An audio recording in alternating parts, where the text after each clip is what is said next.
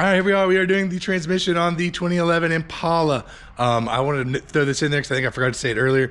I will have links up here in the video and in the description below for everything you need to do this job.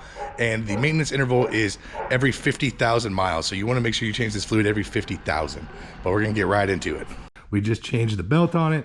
Now we are going to do the transmission fluid and filter. This puppy is actually quite easy. If you get it up in the air or up on your jack stands and come underneath. We just got the pan completely exposed, nothing in the way, and a bunch of 10 millimeters. So what we're gonna do is I'm actually gonna put my catch can over in this corner. We're gonna start in this corner. We're gonna work our way back and loosen it back here so the pan will drop and tilt.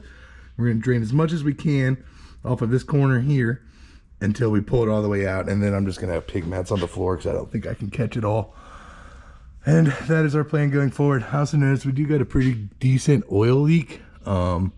Not quite sure where it's coming. It looks like for sure we got some coming from the top side up here. It's on the tensioner, so it's a little further up. So I'll do some digging and see if we can't figure out where that oil leak is for her as well. Just get an idea for later, and we will check that oil level. But for now, we're gonna start pulling 10 millimeters. I'm gonna, like I said, I'm gonna start here, and I'm gonna work my way up this side and this side until these are the only bolts back here that are tight, and then we'll slowly start loosening them, and this whole pan should tilt, and I'll pick up the camera once I get close to there. Okay, here we are. I've pulled them all the way back on each side to where all I got is these 1, 2, 3, 4, 5, 6, 7 bolts. So I'm gonna start zipping these out. So you can use an impact or a power ratchet to take the bolts out, but going back in, it's gonna be very important that we torque these to spec. But yeah, let me see if I can't get you in this tire over here maybe. And if you've never done this before, hopefully you can get an idea how this works. But yeah, we'll come in here, we'll take all these out. Just like so. Now I'm just gonna loosen the final 3 here. Just like that. I have a pry bar. We are gonna pry on this outer tip right here, away from the actual sealing surface, to just try and get this to come down. And that's what we are looking for. Jeez Louise, man. Like I said, this catch can is not quite big enough to catch it all. So we're gonna get what we can. We'll pig mat the rest and get it cleaned up. And make a gigantic mess in the process. Ew, hey. So once this drains out as good as we can get it, oh, there she went. She's a gusher, boys. So once we get that drained out as best we can, we'll pull the remaining bolts out and then tilt it into our catch can here. We're gonna use a lot of pig mats in this process. That was not as smooth as that could have gone. But yeah, once I get this pan the rest of the way off, then I will show you how to swap the filter, how to clean the gasket mating surface. The factory seal is reusable, but we're not going to reuse it. We're also not going to use this shitty one that comes with the Wix filter.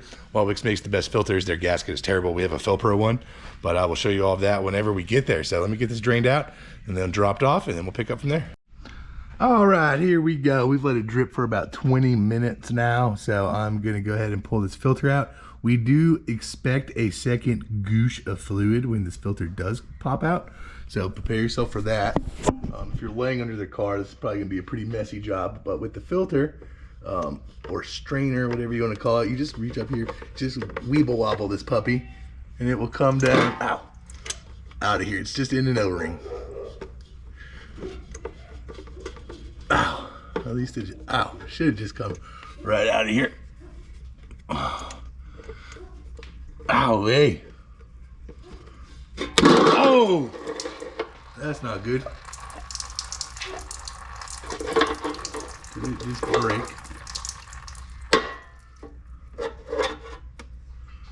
That's not good at all, boys and girls. Not good at all. She snapped off of there. We're gonna be able to get up in here now with some pliers.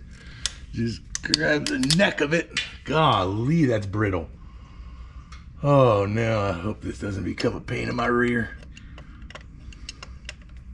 I don't like how brittle this is. This tells me this transmission probably got hot, y'all. Real hot. Okay, if we can just pull the seal out, that would be ideal. There it went. All right, this seal is gonna come with your new filter, so it needs to come out anyway. So I just grabbed on the edge of it with my pliers and pulled straight down without prying on any of the sealing surface. In that hole, we have 0 residue left, which is good, no plastic. Here's our new seal. So this, you set you back up here, we'll catch some of this oil coming off of here and we'll rub it around our new seal. And this should press up in there. Ow. Ow. Let me get it flat across this guy. See if we can't just tap it up in there.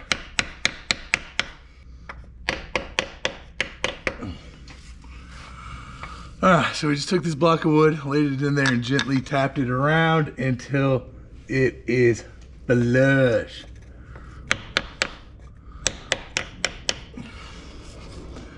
Doesn't take a lot, don't bang it super hard, but there it is. It is in there, it is flush. We can lube up our new filter. And now we can lube up our new filter and put it in. Okay, here's our new filter here, or strainer, whatever you want to call it. We'll put some trans fluid around the end of that guy. And now we are going to press it up into that gasket.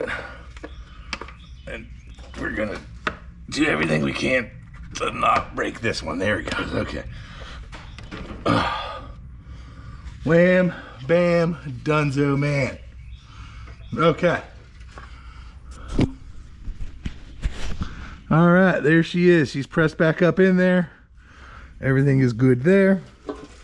We're going to pull this sucker out. There's our old one. We're gonna throw this in the trash and we're gonna make sure we get this pan nice and clean. There ain't no broken plastic in it. Nothing along those lines. All right, here we are. We are about 4 to 5 cans of brake cleaner and half a roll of paper towels later. We are cleaned all the way up. I'm gonna do a little more wiping on this magnet. There's a magnet here and a magnet over on this side. It is easiest to pull those off and then clean everything and clean these separately and then wipe them down and stick them back in the pan. So I'm gonna get this all the way cleaned up and then we're gonna go pull the old gasket off of the transmission and get ready to put the new one in and the pan back on. Okay, so here we are. Our pan is clean, magnets are reinstalled. So now we're just gonna grab the end of this gasket and slowly pull it off. Now, this gasket is supposed to be reusable from the factory. So my rule of thumb is when you go to do the pan, and I think I forgot to show it to you, but if you have any gasket material stuck on the edges of the pan at all, this one had some here and this one had some down here, then you're gonna wanna replace it because that gasket has come apart. If you don't have any gasket material at all, you can visually inspect it and you can reuse it if need be. But in the case of this one, we'll now go around this edge and check for any gasket material. And it looks like not any of it stayed on the transmission side really, maybe a couple little spots. So I'm gonna come through with a paper towel and then some brake cleaner and we're gonna scrub that surface till it's nice and clean. And then we're gonna throw this Felpro gasket on. So the transmission filter comes with a gasket, but it's a terrible gasket. So I highly recommend if you're gonna change it to get this Felpro TOS 18717, which I will have a link for this, the filter and all the fluid and everything up here in the video and in the link below from Amazon if you want to order it there. It's a lot cheaper, but otherwise you can get it at any auto parts store. But this puppy is a much better gasket with like metal washers built on. So we'll get this surface cleaned up, we'll lay this on the pan, and then we'll start getting it back up in position. All right, here we go. We got our surface cleaned up on the trans. Here's our new gasket laid out, which I did just catch something in the repair guide that I did not know. This magnet, they actually want it on the filter assembly like that. So we're gonna put that there. Actually, I did the wrong one. And we'll move this one over here in the pan. All right, we are ready to get this puppy back up there. So what I'm gonna do is I'm gonna take like 4 bolts with me. we're gonna stick them kind of through the gasket. Sorry, I'm walking and talking and trying to record. We're just gonna hold this puppy up. We're gonna get 4 of these bolts started, so that way the pan is held up. Tasks like this do make me wish I had more hands. There ain't no doubt about that. More hands to hold everything in place would be cool, but we'll get it. So we're gonna finger start 4 bolts. Okay, so we got that one going. I'm gonna come out to this edge because it looks like the gasket moved ever so slightly, so I'll fish it back to where it's lined up. And I can get my bolt through, just like so. There we go.